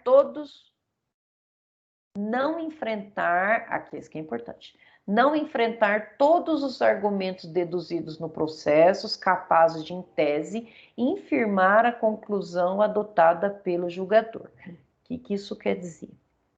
Quando a gente fala na defesa, quando a gente aponta alguma coisa na defesa ou na contestação, o juiz precisa levar em consideração do que a gente falou, né? Então, vamos colocar na nossa contestação que naquele dia fulano não estava naquele lugar e isso pode ser confirmado pela testemunha X. Aí o juiz não aceitou nossa tese, então ele tem que mencionar. A defesa alega que o réu não estava no lugar tal, mencionado o álibi da testemunha X, porém, tal afirmação não merece guarida, eis que fora do conjunto das demais provas, e por aí vai. Tem que falar do que você falou e rebater porque que ele não aceitou, né? Então, ele tem que enfrentar todos os argumentos, porque senão o juiz simplesmente ia ter a sentença dele pronta, nem leu o que a gente colocou. A gente tem direito que a nossa defesa seja analisada. Isso é importante. E isso daqui é o advogado que vai fiscalizar, porque se ele vê na sentença que o juiz não levou em consideração o que ele falou, ele precisa embargar de declaração. Precisa dizer para o juiz que houve uma omissão aqui. Cadê ele falando sobre o seu argumento? E o juiz vai ter que se manifestar, né? Se deixa para lá, transita em julgado, pô. Aí não, o advogado está ali para isso. Quinto, se limitar a invocar precedente ou enunciado de súmula, sem justificar os fundamentos determinantes, nem demonstrar que o caso sob julgamento se ajusta àqueles fundamentos. Ou seja, do mesmo jeito que cita a lei, sem dizer que foi o inciso 1, né? Do mesmo jeito que ele cita a lei, sem dizer no que essa lei se aplica, ele também está dizendo súmula, sem dizer no que essa súmula se aplica. Lembrando, súmulas, né, são decisões reiteradas dos tribunais. E o STF, só o STF, tem súmula vinculante. Súmula vinculante significa todos os poderes precisam seguir a súmula. Executivo, legislativo e judiciário. Tem que respeitar a súmula, com exceção do legislativo na sua função típica. É ele que cria a lei. Então, não pode o STF vir com uma lei pronta forçando ele. Então, ele pode legislar contra a súmula vinculante. Porém, nas funções dele de administrar, nas funções dele de julgar, ele precisa seguir a súmula vinculante. Então, súmula vinculante só a Suprema Corte, só o STF que faz. Nesse caso, todo mundo tem que seguir a súmula vinculante. Agora, se for outro tipo de súmula, acata se achar necessário. Lembrando que tem uma grande chance do tribunal revisar a sua decisão como juiz. E já que você quer subir de entrância, então quanto mais revisarem sua decisão, é pior, né? Então, o juiz geralmente coloca a súmula e ele vai ali na súmula, né? Respeita. Tal. Sexto, deixar de seguir enunciado de súmula, jurisprudência ou precedente invocado pela parte, sem demonstrar a existência de distinção no caso em julgamento ou a superação do entendimento. O que é isso? A parte falou sobre a súmula tal, e aí o juiz, tipo, não posso falar cagou, andou para ele, não tá nem aí. Não, tem que dizer por que não se aplica.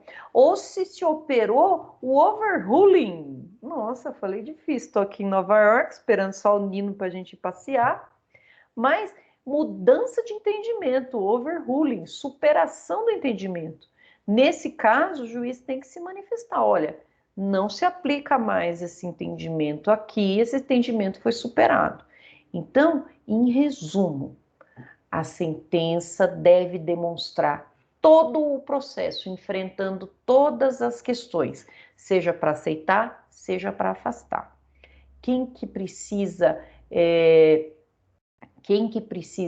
verificar se isso está sendo seguido? O advogado.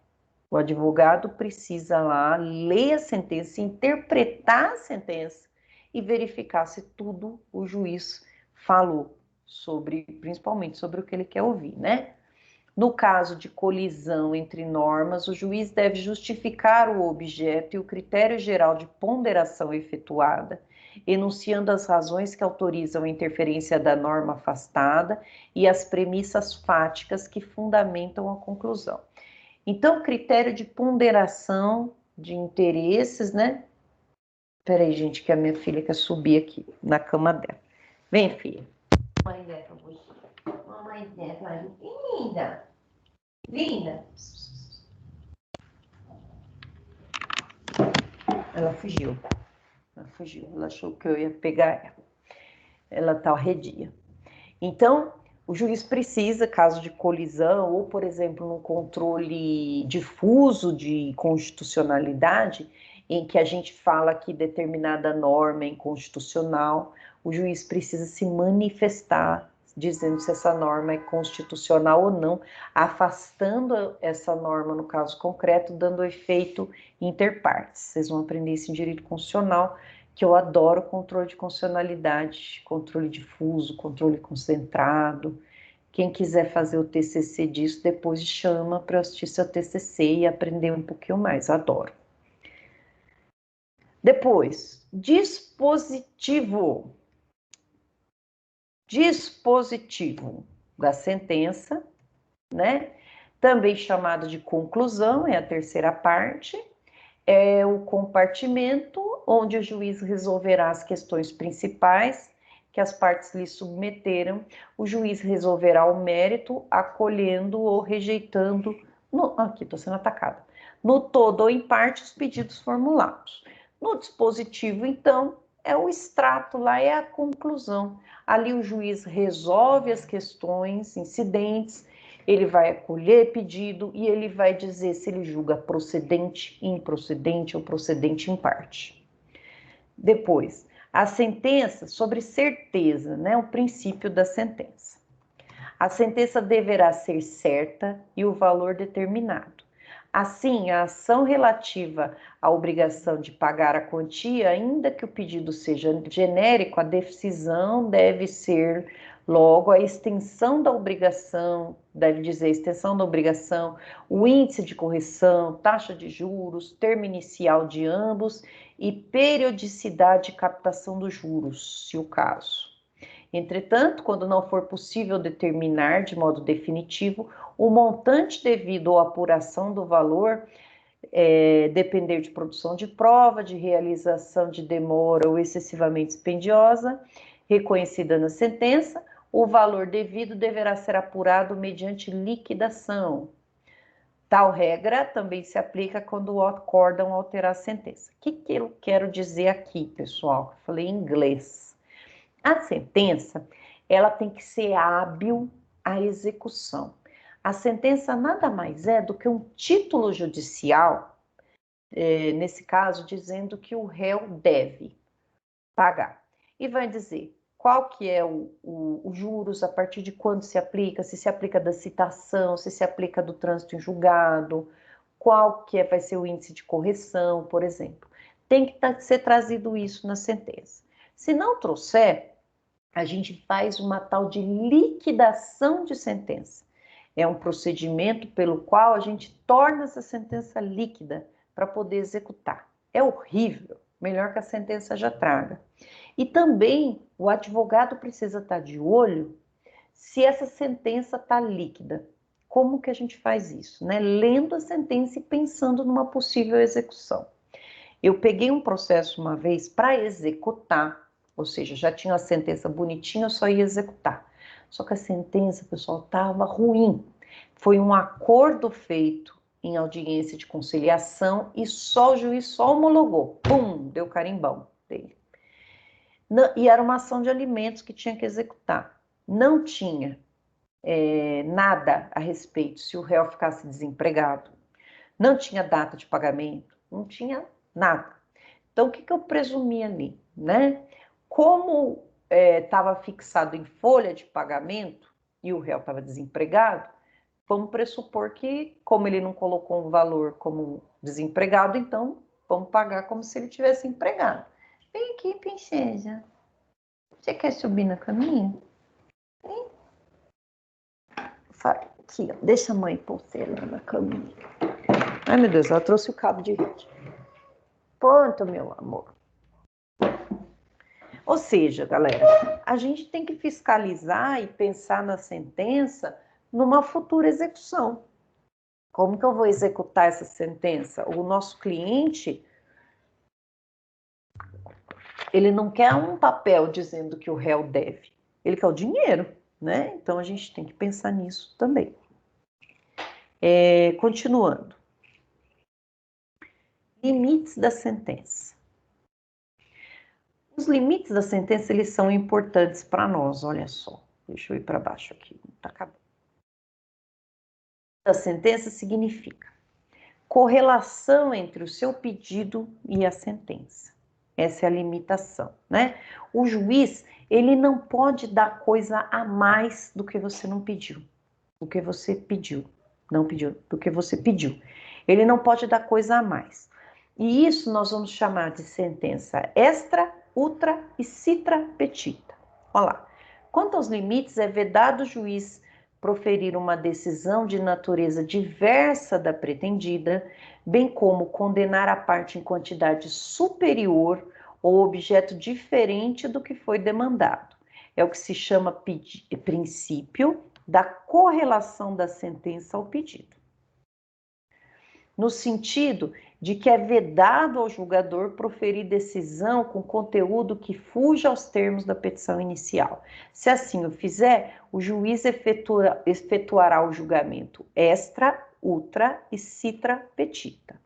Significa, gente, tomem muito cuidado na hora de fazer o pedido e verifiquem o pedido que eu digo, é lá o pedido na petição inicial.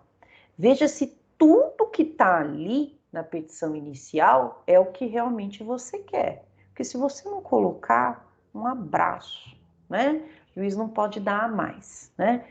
E aí, ó, como que ocorre? Ocorre julgamento extra petita quando a sentença deferir conteúdo diverso do pretendido. Exemplo, postulado certo valor a título de aluguel, o juiz também declara a rescisão do contrato. Eu não pedi a rescisão do contrato, ó, em que pese não ter sido pleiteada. Então, é a extra petita, ele te dá coisa a mais. Vamos pensar que você colocou ali que você queria uma reparação por dano material, por causa do batida de carro. E aí o juiz te dá o dano material e dano moral. Não pode, é extra petita, porque você não pediu. Mas eu tô contente, professora. Tá, mas a outra parte vai dizer, opa, ele não pediu, como que o juiz está dando? Então, a outra parte, ela precisa se insurgir, senão transita em julgado, né? Ultra petita, o que é isso, né, professora? Ultra petita, quando a sentença for quando for emitida sentença de conteúdo superior ao postulado. Então, eu vou lá, peço a reparação do dano moral no importe de 10 salários mínimos vigente à data do fato. O juiz vai lá e me dá 100 salários mínimos por causa dos meus olhos verdes. Não pode? Ele está me dando mais do que eu pedi, né? Olha lá. Exemplo, postulado indenização por danos materiais, o juiz concede indenização em montante superior ao almejado, né? Não pode. Pedido é certo e determinado, sentença é certa e determinada. Então, não venha com essa história de valor inestimável. Vossa Excelência que arbitre, não pode mais. O juiz manda emendar, né? Tá que nem eu, quando a minha mãe faz pudim, né? Ela fala assim, Marisa, que pedaço você quer? E ela fica com a faquinha lá, né? Aí eu falo para ela o tanto que o seu coração permitir. É uma tática que eu uso. E aí ela me dá o pudim inteiro. O coração dela permite o pudim inteiro para mim. Um beijo para minha mãe que fez aniversário esses dias. E citra petita? Faltou a citra petita. Decisão de cunho lacunoso, no sentido de não haver se pronunciado acerca do total objeto da lide. Aqui o juiz não deu tudo o que eu pedi e não se manifestou porque que ele não deu. Por isso que é lacuna, né? Ó, pleito de dano moral e material, limitando-se o julgador a apreciar primeiro o primeiro, que é o material, e se omitiu do moral. Não me deu e não me falou por quê. Essa sentença a gente corrige, oh meu Deus, com um embargo de declaração. A gente vai aprender no próximo semestre sobre teoria geral dos recursos, como que a gente recorre, né? Vai ser importante essa aula aqui para a gente lembrar, né, que a sentença tem que ser fundamentada e esse fundamento a gente recorre. Então a gente tem que estar de olho aqui. E se o juiz for lacunoso, tiver uma omissão, a gente sana essa omissão por meio dos embargos de declaração. Embargo de declaração para aquela sentença que foi contraditória, obscura, omissa, embargo de declaração. É o próprio juiz que vai falar, putz, esqueci de pôr, vai e arruma a sentença. Então, a sentença aqui, já falei dos embargos, vamos continuar. Atenção. Importante. Para a gente encerrar a aula, porque acho que vocês já estão morrendo aí. Depois da propositura da ação, algum fato constitutivo, modificativo ou extintivo do direito influir no julgamento da lide, caberá ao o juiz tomá-lo em consideração de ofício, ou seja, sem a profogação da parte, ou a requerimento da parte no momento de proferir sentença. Exemplo, autor propõe a demanda para postular indenização em virtude da perda da mão e no transcorrer da ação venha a perder o braço. Por mais que o autor não tenha mencionado tal fato como ensejador de indenização mais elevada, o juiz deverá levar em consideração, haja vista que somente surgiu no transcorrer do processo. Se constatar de ofício fato novo, o juiz ouvirá as partes antes de decidir. Essa é a tal da vedação da decisão surpresa, né? O juiz, pelo novo Código Civil, novo que já está velho, né, que já desde 2015, ele, antes de dar a decisão, ele precisa intimar as partes, né, dizendo assim, houve um fato novo, as partes se manifestem. Aí as partes vão se manifestar. E aqui está falando o seguinte, e se no decorrer da ação aconteceram mais problemas, né? Entra com uma ação de reparação de danos no acidente e a pessoa veio a morrer. Ou aqui, perdeu a mão, aí necrosou o braço, perdeu o braço. Nesse caso, sim, não vai ser considerada, então, extra petita, se o juiz, extra não, ultra, extra é quando é diferente. Ultra petita, quando o juiz der a mais do postulado. Então, ele pediu indenização de 100 mil, o juiz dá 150 mil. Por quê? Ele vai motivar isso, vai justificar, fundamentar, dizendo que durante o processo houve esse fato novo e diante disso o pedido foi modificado. Legal, galera? Essa foi a aulinha que eu preparei para vocês. Na próxima aula, nós vamos nos aprofundar quanto às provas. Vamos falar de cada uma das provas que são feitas na audiência de instrução e julgamento. Daqui a pouco eu vou baixar a aula e amanhã essa aula vai estar disponível para vocês no AVA e para aquela galerinha que não tem o AVA de processo, vai estar lá disponível no meu canal do YouTube, direto de Nova York. Eu agradeço a presença e a paciência de vocês aqui, ainda bem que eu não tossi, estou bem, comprei o remédio que a doutora Bruna me receitou, estou super bem, obrigada. Deixo um grande beijo para vocês, um ótimo final de semana. E se tiverem perguntas, fiquem à vontade. Deixa eu só parar a gravação aqui para a gente poder abrir as perguntas aqui. Pode perguntar, gente. Meu signo? Se eu engordei? Não. Marcelo, pode perguntar. Ô, Nino, você tá bravo com o Marcelo? O Marcelo é meu aluno protegido, você sabe, né? Marcelo é meu Marcelo é amigo. meu melhor amigo na turma. O Marcelo é bravo, nós briga, mas a gente se gosta. Agora eu e você, a gente nunca briga, né, Nino? Que nós somos de outra vida, né? É verdade, você está aqui em Nova York. Nós estamos aqui. Semana passada a gente estava. Semana retrasada a gente estava em Dubai. Na semana passada você não estava aí, né, Nino? Eu faltei a aula, fui para Santa Catarina, professor. Marcelo tem um coração enorme. Um dos maiores corações é o do Marcelo. Professor, eu né? subi um morro que tem lá em Santa Catarina. Eu sou gordo, né? Você sabe, o Morro da Montanha, o Morro das Antenas. Mulher, eu cheguei morto em São Paulo. Eu tô morto até hoje, minhas pernas só doem. Eu fui uma vez para Santa Catarina, gente, vi golfinho, coisa mais maravilhosa, andei de escuna. Ah, é lindo, é um lugar maravilhoso. Nossa, eu amo. Praia da Joaquina, naquela que a gente desce lá de Esquibunda?